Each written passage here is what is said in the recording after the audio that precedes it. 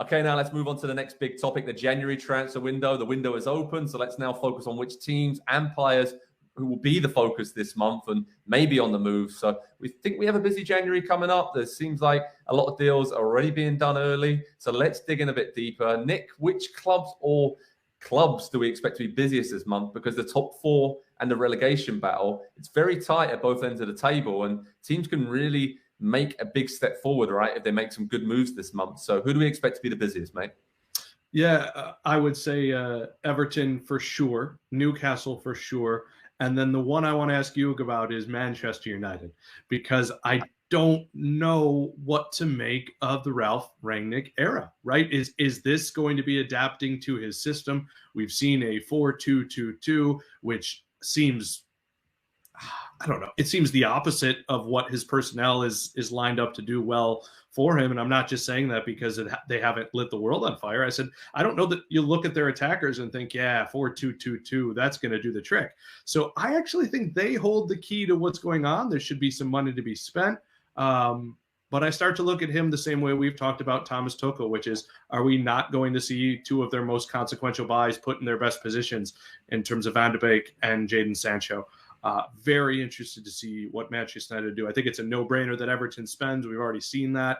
It's a no-brainer that Newcastle's going to spend. But Manchester United seems like a real X factor here with a managerial change and some pieces who don't fit in his system. You know what? I'm looking at Arsenal. I think that they've got themselves in a very good position now for the first time in a long time, and now is the time to double down and bring in your next big forward, because we know Aubameyang's been stripped of the captaincy. There's a lot of issues. He may leave in January if someone will take on his big wages. Lacazette and Nketiah, they're out of contract in the summer, so who knows if they're going to be there. They've been linked with Alexander Isak from Real Sociedad, the Swedish striker, who's a good, young, up-and-coming forward, fits the model and the plan recruitment-wise for Arsenal and Arteta.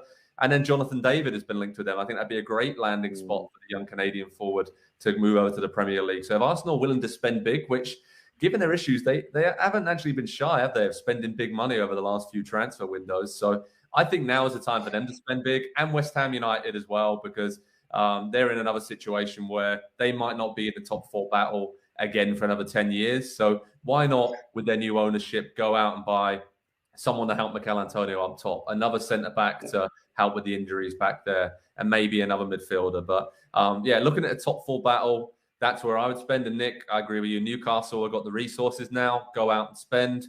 I don't think Norwich will. I don't think Burnley will. I don't think Watford really will. So that's the team I think that can get themselves out of trouble by just essentially buying a whole new defence. And the same with Everton as well to push themselves up the table. But Andy, who do you expect to be the busiest club-wise this January? Well, I want to throw a question back to you, Joe. When have Arsenal spent big and it's gone well? And that's not a shot at the club. That's looking at the situation saying they've done what they've done over the last month without Aubameyang in the team, giving a leadership role and a prominent role to these young players who are every single game. And I went through and pulled all the numbers for Emil Smith-Rowe, Bukayo Saka, and Gabriel Martinelli during that time without Aubameyang playing at all, even being in the team. I think they've all got 3 goals. I think a couple of them have got a couple assists. We're blocking playing time for those players. If we go out and bring in that big money striker, they've proven that maybe they function a little bit better when they spread the goal production and the assisting around the team just a little bit and don't focus so much on one player up top, because that team became Pierre-Emerick Aubameyang and a bunch of guys. Yeah, true. I mean, my preference would be to have a younger, hungrier striker up top, which I think Jonathan David or Isak, they would fit that model perfectly, and they're both able to run in behind, stretch defenses, and create space for the likes of Saka, Martinelli, Smith-Rowe, Odegaard. I think Lacazette right now is doing a good job at working hard, but it's just not really his game, and you get the sense he is going to move on in the summer. So, yeah, I don't think spending big on a big-name player is what they have to do. They have to spend big on the right player. And I think we all question Aaron Ramsdale, Ben White, Tomiyasu, some of those signings, but they've worked out really well. And the big thing that I see is that Arsenal are getting smarter in the transfer window. So I would expect them to go out and buy one of these young strikers, if not in January, in the summer. And I think that's how they take the next step to beat those top 4 teams and cement that spot. But I'd like to see them do it now because they've got themselves in a much better position than I think we all thought they would have at the start of the season. So on the flip side of things, I mean, any particular players that we are expecting to move on this month? I mean, someone you think that should move or need to move? I mean, we think that obviously Newcastle are going to make some big moves defensively. Nick, is there any players there that you really want to see come to Newcastle? Or I'm thinking personally off the top of my head, Jesse Lingard is a player I want to see go somewhere because he's just wasted at Manchester United at the moment and had such a big impact at West Ham. And I think he could, maybe go back there or somewhere else. But I don't know. Who do you want to see from a player perspective move on this month? Well, listen, I think you're going to have some teams that are going to be tempted by money that isn't normally coming their way. I think James Tarkowski or Ben Mee from Burnley directly affect a rival by giving them money to spend on other players, and just trust that your resources are enough. I would like to see them do that. The Kieran Trippier talk makes a lot of sense to me. This is a guy who is been at big teams. He's also been at Burnley.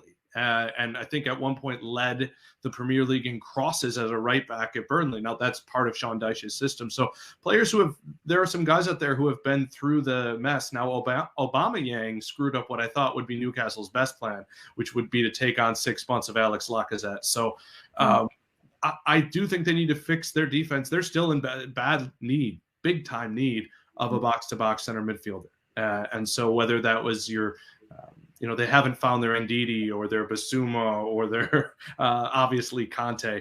So I wonder what they can do there. But for the most part, I think they're moving in the right direction. And I expect some big buys to be had there. And then the rest will be about health of two very good players. Because if you have Callum Wilson, who is often injured, and Alan St. who is sometimes injured, if those guys are healthy, they're good enough to be on a mid-table team. But Andy, do we expect any big boys, the top 6 teams, to make big moves, the likes of Liverpool or Chelsea or Manchester City in January, or do you think their squads are pretty set right now? I think barring injuries, probably not, because correct me if I'm wrong, they all spent pretty heavily in the summer. And so Pep has, I guess, with the exception of Laporte a couple of years ago, they've not typically done a lot of stuff mid-season. So I would think probably not for those. On a player to move, like you asked before, can we find a new home for Dele Alli? Can we just find him a place that would really appreciate Dele Alli? And he's a mercurial player who runs really hot and really cold sometimes. But when he's really hot, he's one of the best kind of utility midfielder / attackers that is in the Premier League. What kind of level, I guess, does Dele Alli have to drop down from Tottenham to get a move away? Aston Villa. I feel like Aston Villa would be a very good spot under Steven Gerrard to give them a bit more linking attack and midfield. I'm just chucking it out there, but a Crystal Palace, Southampton, Aston Villa, maybe Everton. I don't know, that kind of level where somewhere he's going to go and play week in, week out. I think we'd all love to see that. But on the flip side of that, if he leaves, do Tottenham need to bring in? Is that their main need? A central midfielder, a creative force that can, again, feed Kane and Son? I mean, I feel like they've never replaced Christian Eriksen in that midfield lineup. I know Ndombele was meant to be that player, but that seems what Spurs are missing right now. That playmaker that can really get them ticking and push for the top 4. So I know there's talk of Isco from Real Madrid or something like that. But Andy, no, what do you think? Tottenham, what do they need? No, it's not a number 10 in that team. If it was, Dele would be playing in that role. I think he's obviously not Conte's cup of tea, and so he's going to be moved on eventually.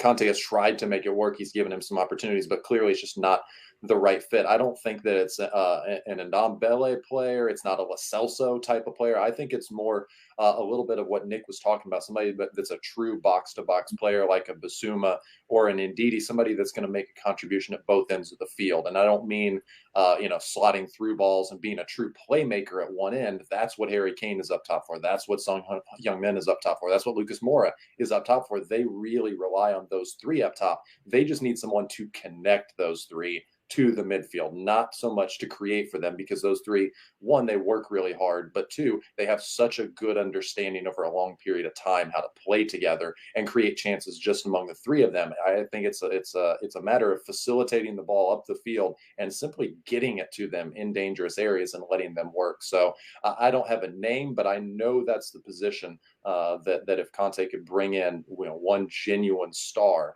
that I think he would be looking into bring in a true number 8 type that impacts both ends of the field.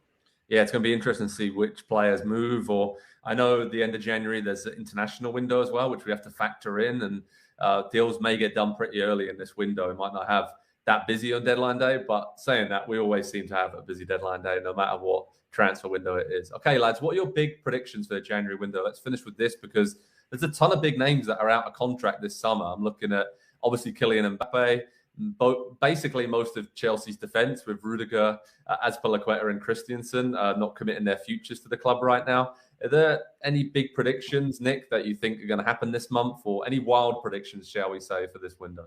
Yeah, I'm going to go wild here. I'm going to go for at least one high-ish profile American-style sports trade. So like we saw with Mkhitaryan for Alexis Sanchez a couple of years ago, because I don't know that it'll happen inside the top 4, but I just look around and, when Kane was going to move in the summer, it was, there are some pieces at Man City who are not being optimized, our word of the day, that might make Tottenham better. Do we see that happen? Is there someone that, that Newcastle can acquire by sacrificing? It won't be St. Maximin, because I'd cry, but by sacrificing someone else who is viewed as a high priority, Martin Dubravka, someone who carries that sort of, I can fill a hole there. So that's my big prediction. I'm not going to give you the name because I want to be broad and I want the prediction to be right, but that's big U.S. style trade. I like that idea a lot. I could see Arsenal maybe bringing in someone to replace Aubameyang by just letting Aubameyang go. Maybe loan deals. Andy, what do you think? Are we looking at someone to make some big loan deals this month? Is that the way we're looking forward for some of the big moves that could happen? Because, as I said, a lot of big players, seems like Haaland and Mbappe, others are waiting for the summer until they're going to move. Yeah, I think we will see a lot of loans. And that's a perfect question to ask there, Joe, because what I was going to say is I think we're going to start seeing a lot more players run down their contracts to become then free agents. Players we've already started to see a little bit. It's not 5 and 6 year deals that are being signed quite as much anymore. It's more 3 and 4 year deals that allow the players to play out that contract on those wages. With an option. There's a lot of that. Yes, now.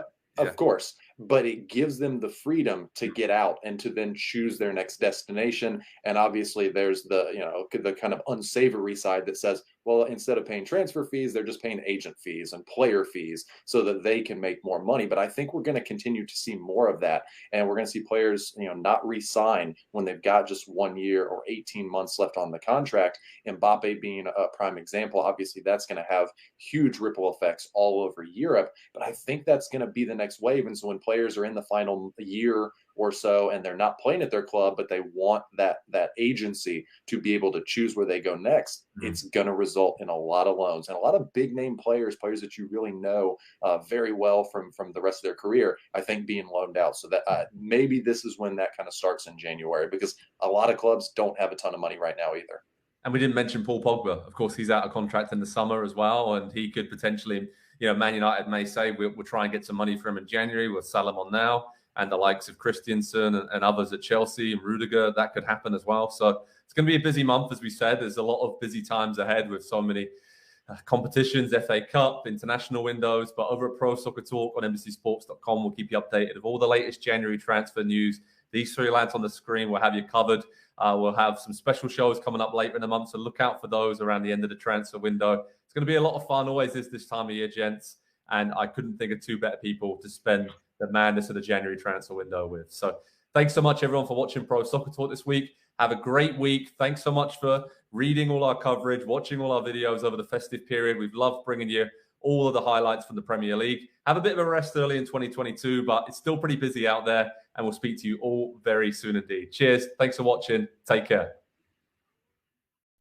Hi. Hi there, I'm Rebecca Lowe, studio host for NBC's coverage of the Premier League. Don't forget to hit subscribe to watch highlights all season long, and be sure to tune in for Premier League mornings every weekend at 7 a.m. Eastern. And for even more content, head over to Peacock, where we've got live games, original series, and a dedicated round-the-clock Premier League channel featuring studio shows, classic matches, and much more.